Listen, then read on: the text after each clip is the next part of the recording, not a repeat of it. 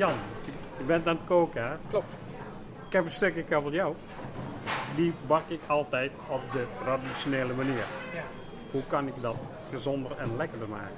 Zal ik jou eens op een mooie wijze laten zien hoe je er een andere bereiding aan kunt geven, zodat je er voorlopig wel eens even mee vooruit kunt. Want we hebben mooie producten in de plus liggen. En dan zeg ik even, maak ik voor jou even een lijstje. Als jij me dan dat wil gaan halen, maken we dat mooi even. Is goed. Ja, we hebben natuurlijk mooie kabeljauw nodig.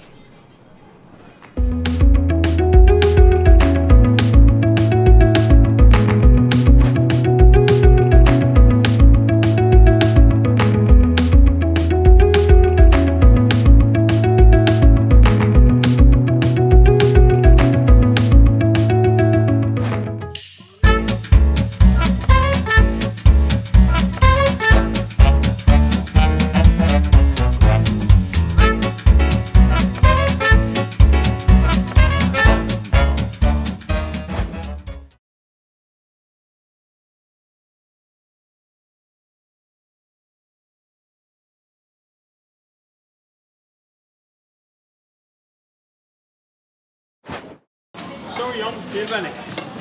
Is alles gelukt? Ik heb alles kunnen pakken wat hier op papier staat.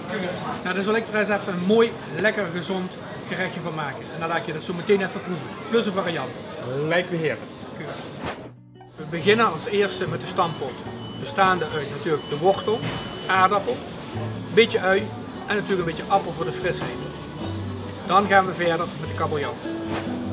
Belangrijk bij het maken met een mooie stampot is dat het allemaal in gelijkwaardige groottes wordt gesneden, want het scheelt bij het gaar worden van het product dat het tegelijkertijd gaar is.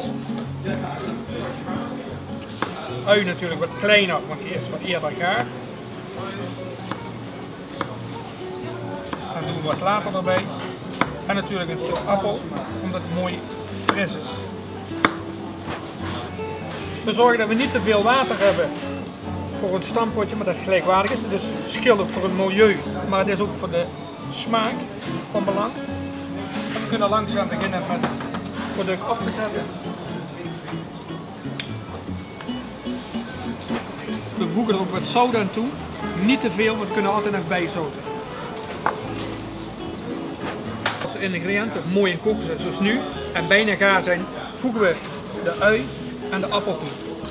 Dit doen we nu pas bij, omdat de gaarheid van de appel en de ui anders is dan de gaarheid van de wortel. En het is daardoor ook veel gezonder. Zo, de ingrediënten zijn mooi afgegoten en we gaan nu beginnen met stampen. Stampen doen we nou echt ouderwets en traditioneel met een stamper.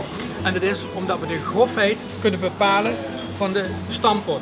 Zouden we dit met een moderne toestel doen, zou het tot één pureetje worden.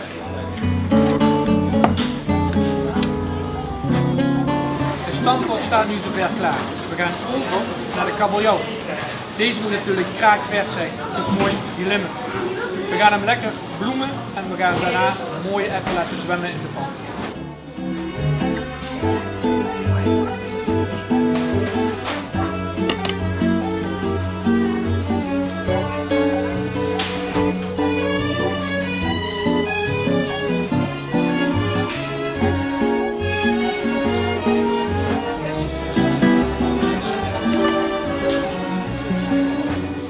We maken een combinatie van boter en olie.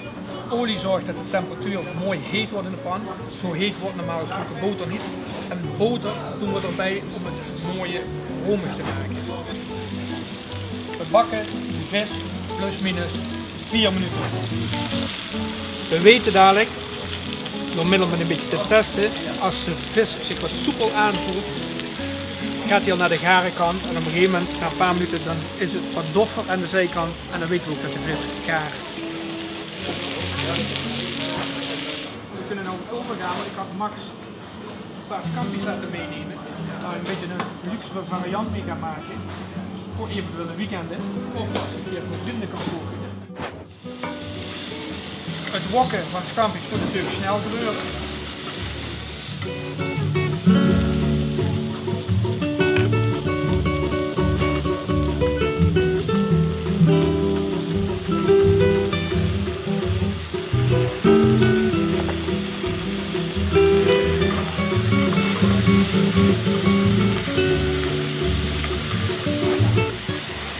tomaatjes liggen nou mooi in de spice lamb curry saus te pruttelen. En dit fritsen we daar nog een beetje op met een beetje peterselie en een beetje lemon.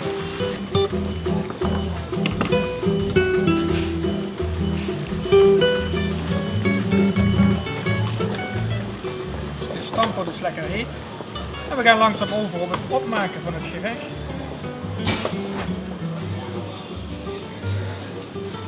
Om een beetje leuk op te maken en natuurlijk ook met zo'n ringetje te werken.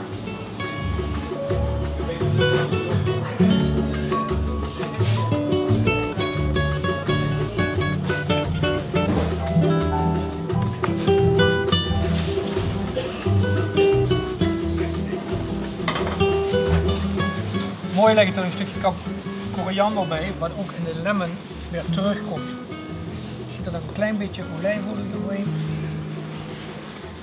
Voor het maken een beetje smeuig. Ter afsluiting natuurlijk een klein beetje zoete paprika.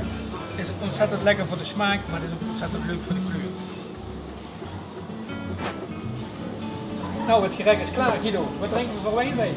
Ik heb de Montalto uit Italië, Sicilië gekozen. Het is een Sauvignon Blanc. Past goed bij die kabeljauw. Lekker droge wijn. En ja, is ook wat kruidiger en daardoor ja, wat meer body. Hey, smakelijk. Ja.